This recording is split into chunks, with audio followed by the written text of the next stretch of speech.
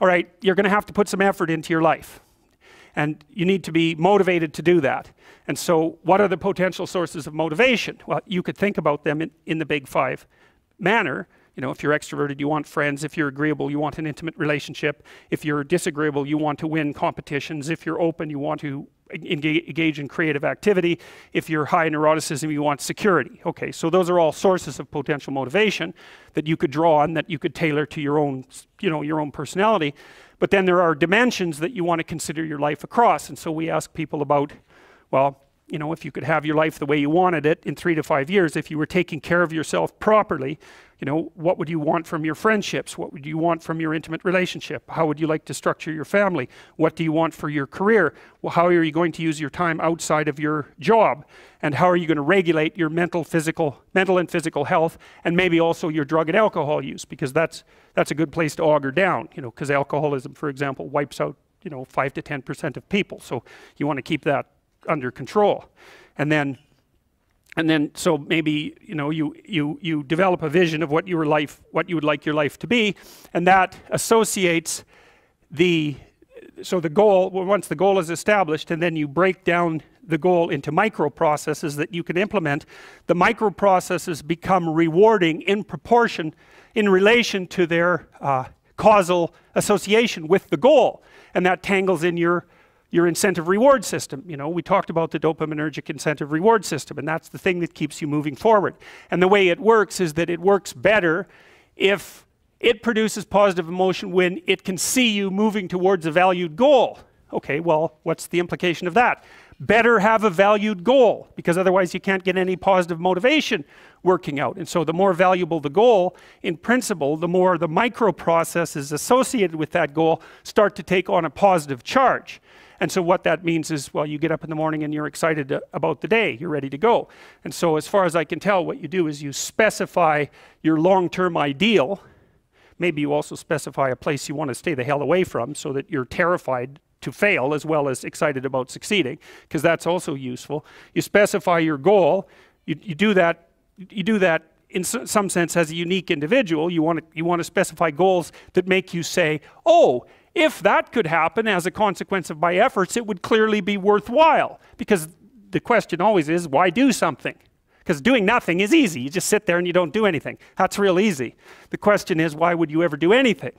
And the answer to that has to be because you've determined by some means that it's worthwhile. And then the next question might be, well, where should you look for worthwhile things? And one would be, well, you could consult your own temperament. And the other would be, well, you kind of look at what it is that people accrue that's valuable across the lifespan. So you do a structural analysis of the subcomponents of human existence, and I already did that. You need a family, you need friends. Like, you don't need to have all these things, but you better have most of them. Family, friends, career, educational goals, plans for, you know, time outside of work, attention to your mental and physical health, etc. You know, that's what life is about. And if you don't have any of those things, well, then all you've got left is misery and suffering. So that's a bad deal for you. So once you set up that goal structure, let's say, and that's really in many ways that's what you should be doing at university. That's exactly what you should be doing, is trying to figure out who it is that you're trying to be, right? And you aim at that, and then you use everything you learn as a means of building that person that you want to be. And I really mean want to be. I don't mean should be, even those things are going to overlap. And it's important to distinguish between those, because that's partly, and this is back down to the micro routine analysis. So if I was saying, well, you're going to try to make yourself more industrious. Okay, number one, specify your damn goals, because how are you going to hit something if you don't know what it is? That isn't going to happen. And often people won't specify their goals too, because they don't like to specify conditions for failure. So if you keep yourself all vague and foggy, which is real easy, because that's just a matter of not doing as well, then you don't know when you fail. And people might say, well, I really don't want to know when I fail, because that's painful. So I'll keep myself blind about when I fail. That's fine, except you'll fail all the time then. You just won't know it until you've failed so badly that you're done. And that can easily happen by the time you're 40. So I would recommend that you don't let that happen. So that's willful blindness, right? You could have known, but you chose not to. Okay, so once you get your goal structure set up, you think, okay, if I could have this life, it looks like that might be worth living, despite the fact that it's going to be, you know, anxiety provoking and threatening, and there's going to be some suffering and loss involved and all of that. Obviously, the goal is to have a vision for your life such that all things considered, that justifies your effort. Okay, so then what do? Well, then you turn down to the micro routines. It's like, okay, well, this is what I'm aiming for. How does that instantiate itself day to day, week to week, month to month? And that's where something like a schedule can be unbelievably useful. Google Calendar. It's like, make a damn schedule and stick to it. Okay, so what's the rule with the schedule? It's not a bloody prison. That's the first thing that people do wrong. They say, well, I don't like to follow a schedule. Well, it's like, well, what kind of schedule are you setting up? Well, I have to do this, then I have to do this, then I have to do this, you know, and then I just go play video games, because who wants to do all these things that I have to do? It's like, wrong. Set the damn schedule up so that you have the day you want. That's the trick. It's like, okay, I've got tomorrow. If I was going to set it up so it was the best possible day I could have, practically speaking, what would it look like?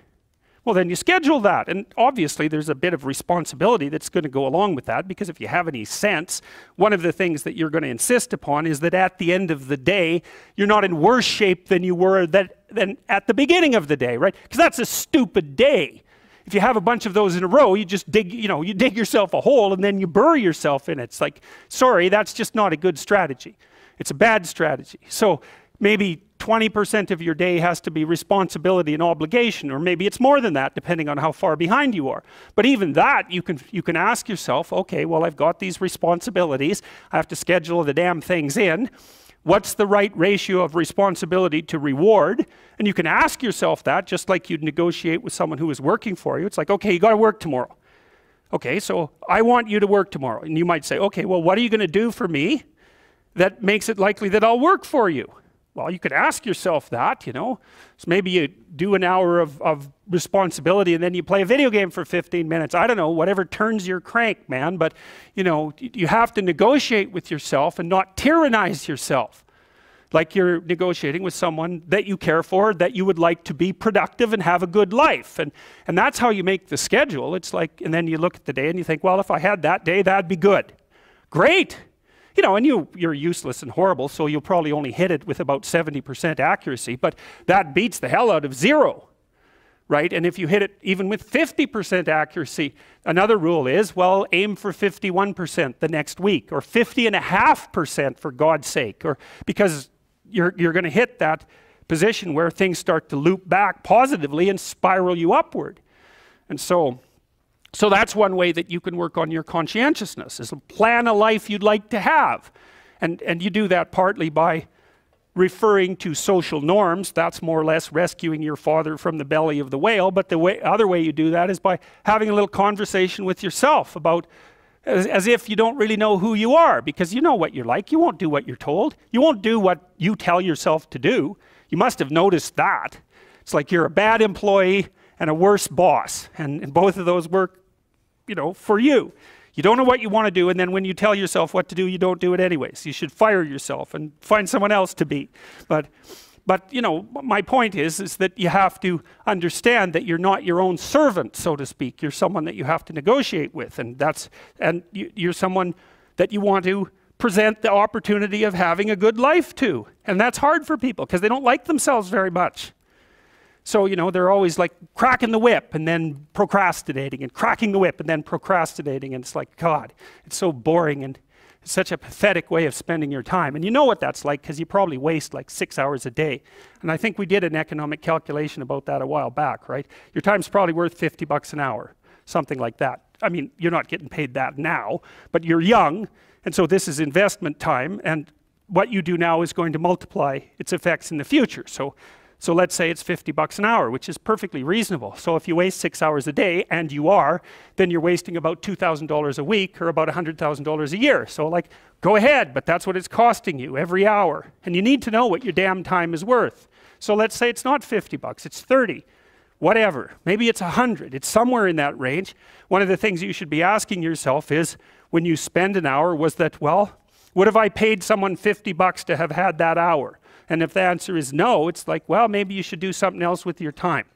And it depends on whether or not you think that your time's worthwhile. But the funny thing about not assuming that is if you assume your time isn't worthwhile, what happens is you don't just sit around sort of randomly in a state of responsibility-less bliss. What you do is you suffer existentially. And so that seems like a stupid solution.